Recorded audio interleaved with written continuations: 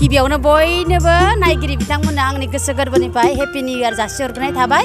ओमफ्राय दिनै नै सालबारियाव ना जोङो सेकेन्ड टाइम जाबाय नामाथाय ना बाय बिसानि माबा मिट टुगेदार लानाया। ओमफ्राय लोगोसे जोंहा निउ इयार सेलिब्रेशनबो आरो जोंनि जानो गोनां मिरु बिसानि एवार्ड फांसननि थाखाय जोंहा एग्जिकिउटिभ मिटिं लानाय जादों। माने जायगाया अबाव जागोन फाइनाल ओमफ्राय डेटखौ रायज्लायनाय जादों। बेजों लोगोसे बयखौबो गासैखौबो लोगो मोननानै बिराद गोसोआ गोजोननाय मोन्दों। बावजोबलाय लांबायलै जोङो माने गोबाव जाबाय सनाया अब्लाबो ससे दंमोन ना गोसोआव र' मारैमोनलाय गोसोखांनां गोसोखां बावजोब्बाय।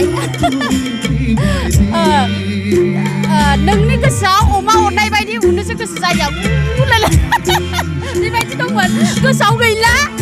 नायनायाबो गोबाव जाबाय बिराद गोबाव बोसोर जालांबाय। दानि जुगा मालाय मबाइल जुग माने गोसोआव खांबानो नायनानै लाफिननो हायो। जोंनाथ' गोदोनि समाव माने भिडिअ'सोमोन नालाय सिडियावसोमोन नालाय बिनि थाखाय एसे बावगारलांजोब्बाय आरोखि। माने बेनो जे मेसेजआ माने दानि जुगाव माने बयबो गोरोंसै मालाय। जोंनाथ' जों गोदोनिया जानला मेला खालामबोबाय जोङो।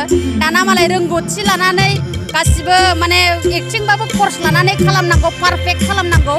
बेखौनो आं बयखौबो हांख्रायो जे एक्टिंआव मोजाङै खालामोबा गोसो होनानै खालाम माने कर्स ला जेब्लायबो माने साक्सेस जालांगोन। जोंना बड' इन्डास्ट्रिया बिराद हाइ लेभेलाव जानो थांगासिनो जोंहा हलबो मोननो थांगासिनो।